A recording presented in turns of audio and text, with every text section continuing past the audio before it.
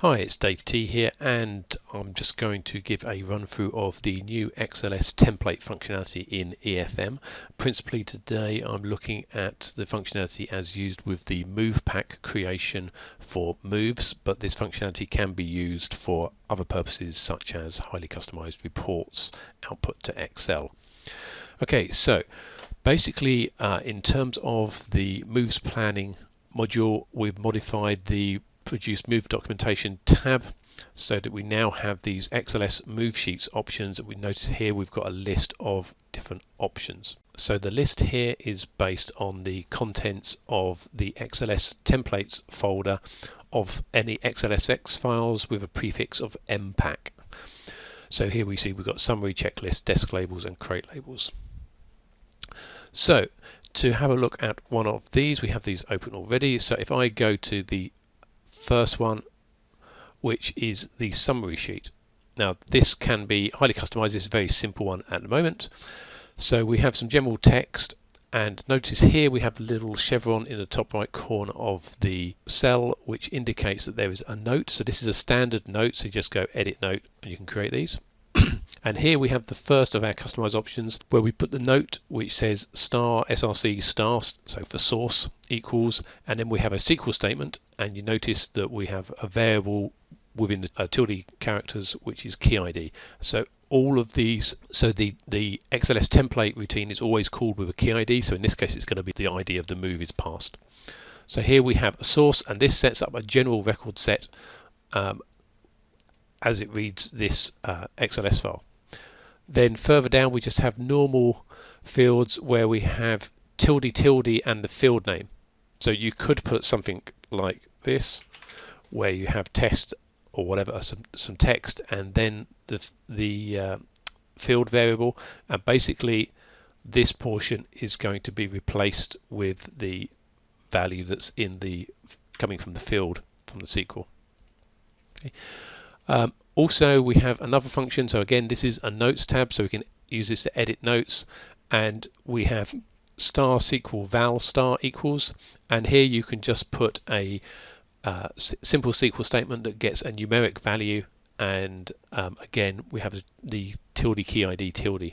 Okay, so if we see what that one actually does, so we can select the summary sheet here, choose output, it will pop up and give us an XLSX file directly.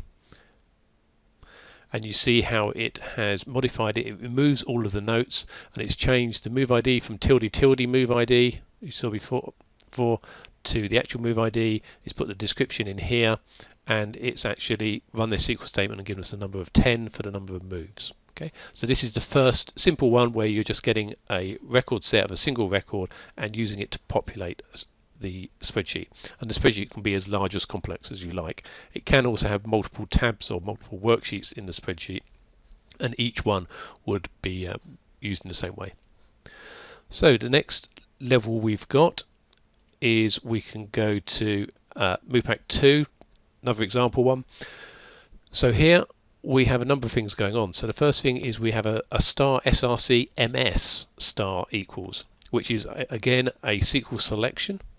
And because it's the MS, it will get a multiple sheet. So what this one's actually going to do is it's going to get one record for every building and floor, and then it's going to recreate this entire worksheet for each record that's returned by this set. So the next one, this is to do with a multi-block. Probably look at this in different order. So here we have an SRC MB. So this one gets again multiple records, and it relates to a block of records, and that block of records is defined by another thing, which is this MB range here of A18 to I18, and an offset, in this case of a row offset of 1, a column offset of 0, and a maximum column of 0. So what it's going to do is it's going to repeat this block here, stepping it down by one row. So you could go one row or go across in columns to a certain amount and then go to the next row and so on. Okay. Finally here we have another one which is star floor plan star equals, and then parameters in here which define this, and notice here that we have the tilde star. So tilde star relates to the multiple sheet SQL, So we've got several SQL statements going on. So we've got a multiple sheet SQL, which is providing the build ref and floor ref. And down here, tilde and then square brackets is for the block. So that's this one. So this is the block statement, which provides these variables. And this is the sheet one, which provides these tilde star variables. And this is the source one, which just provides the tilde variables. Okay, so you've got three different types of record sets going on here. Okay, so if we run this one, which is actually the checklist,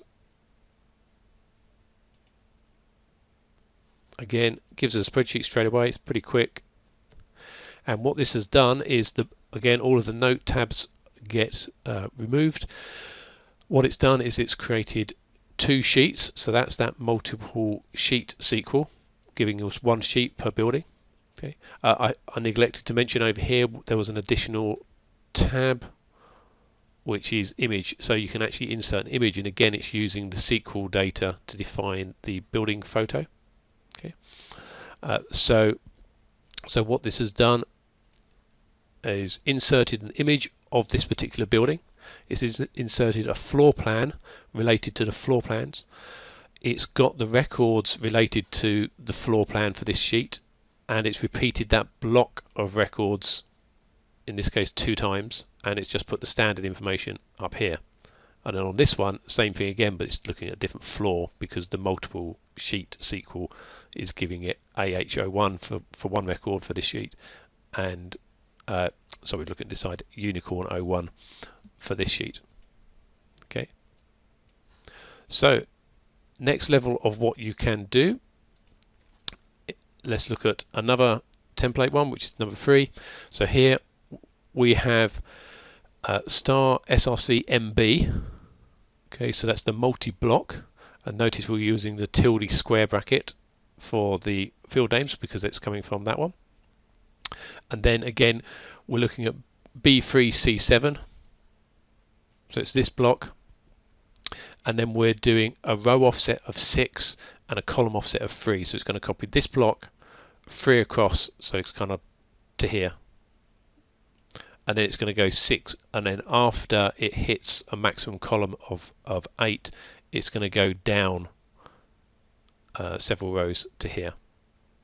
Okay, so if we see that one in action, desk labels, output selected sheets, wait for it to regenerate, and you see how it's copied those cells across. Now, had this been set up nicer and the actual column widths have been defined, then obviously they would look much more even. So you can see how you can just repeat that and it will produce all of these, in this case, desk labels to be adhered to the actual desks. Okay. Final one is the crate labels. So if we look at the crate labels, now here we've got a sheet with a number of labels defined. You notice they're all basically the same. One interesting one here, we've got a star color star, and this picks up from the tilde star, so it's from the multi-sheet SQL, the zone color, and that will change the color of this cell. The rest of them are just tilde star field names are going to be replaced by the field names again from the multiple sheet. And remember, the multiple sheet SQL duplicates the sheet. So if we do a crate labels, open that, and you see that it's then created a sheet for each member of staff. And finally, we can actually select multiple spreadsheet templates, and it will then output all of them into a single XLS file. So if we now open that, so now in a single XLS file we have the summary sheet, 2 checklists, desk label sheet, and then multiple crate label sheets. So all of that functionality, I say, is primarily designed initially, at least, for the Move Pack tool, but it can be used elsewhere whenever you want to create a dynamic spreadsheet from EFM data. Thanks for watching.